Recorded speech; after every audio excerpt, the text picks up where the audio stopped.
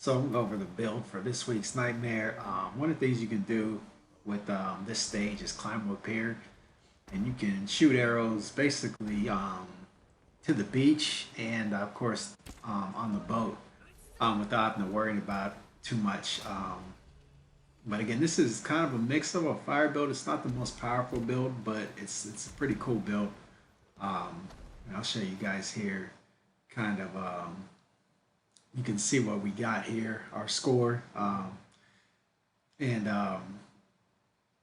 got some cool legendary items, two legendary charms, which is nice.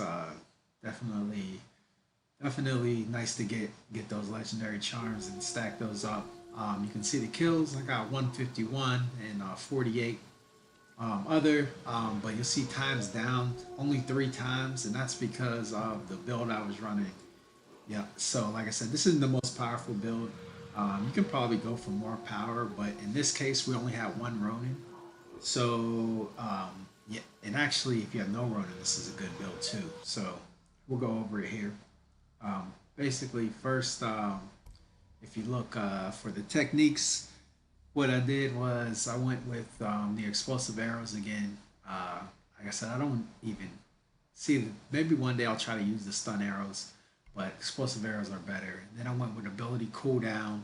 Didn't want to use the 100% increase in draw speed and reload speed, which is very fun. And I think I did that for the last build I showed you guys, and it was really good.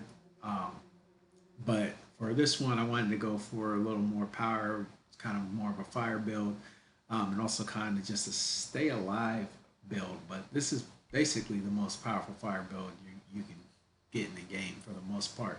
And because of that, we went with the 25% increase in damage. That's basically a must. I don't see the point using the ammo refill. I mean, you can just pick up ammo, or you can use a mist that gives you ammo, and then of course armor piercing bullets. You can just have a bow that does that, so there's no real need to even have a bow like that. The other person, there was another hunter that played, and they went with the 5 arrows. I went with 2 legendary items again. The legendary items, 2 legendary items allows you to get the most powerful builds, but having those 2 extra targets on the ultimate is also something that you could do that works well. So then we'll get into the build here. Again, heavy on the cooldown. So we got ability cooldown plus 10%, so we're getting 25% cooldown. Melee resolve gain, because you definitely want to get some resolve going, and Way of the Flame again, because this is kind of a fire build. And then for the bow, we went with the legendary skipping bow, range damage and headshot damage. We went with helmet piercing ammo. Again, like I usually say, I prefer shield piercing ammo, but for this build specifically, you'll notice I wanted to go 110 all the way down, because it does, having 110 overall key actually adds more damage to your melee and your arrows. I have shield piercing ammo here with range damage and headshot damage, but it's not at 110. So this week I wanted to go with basically an entire build of 110, and it's pretty powerful. It's like small increments or small percentage increases in the damage you can do with a key, say between 105 and 110. If there is a difference between, say, like 106 and 110. The 110 is going to be more powerful. It's going to do more damage. And then this is the charm that I use, this last breath. So instead of taking fatal damage, you basically get respawned, or you re-heal.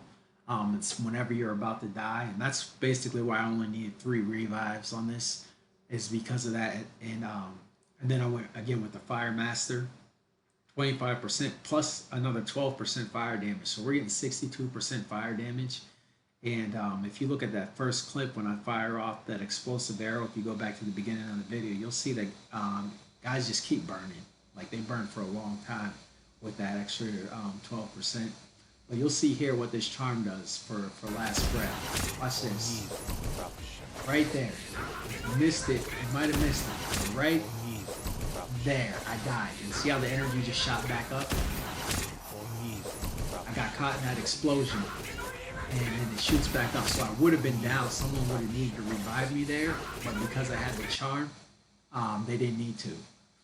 And then the Ronin ended up doing a revive anyway, but so you know, but he was just giving other people energy. And when I went with the dust this time, I usually go with sticky bombs, but I went with the dust. And of course fired up as well because it's kind of a fire build with the damage increase and status effect duration. So you know that duration allows you to get just a couple extra more shots in there. And then I went with the smoke bomb. And again with the smoke bomb, I always use lucky, and I try to get as much cooldown as possible. Obviously, the legendary smoke bombs have incredible cooldown, but this is pretty good too at 11% and a cooldown reduction on kill at 2% plus lucky. And like I said, that lucky really comes in handy whenever you get an instant cooldown, basically.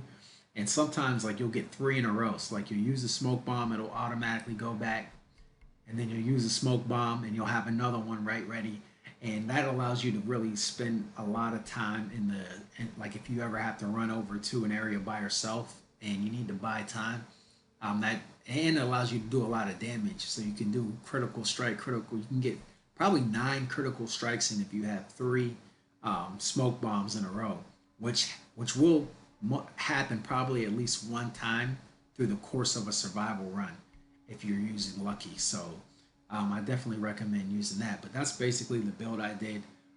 You guys can look at it, take a look at our score here, and let me know which scores you guys got and what builds you're running. And let me know if you guys beat our score here. Thanks. Bye.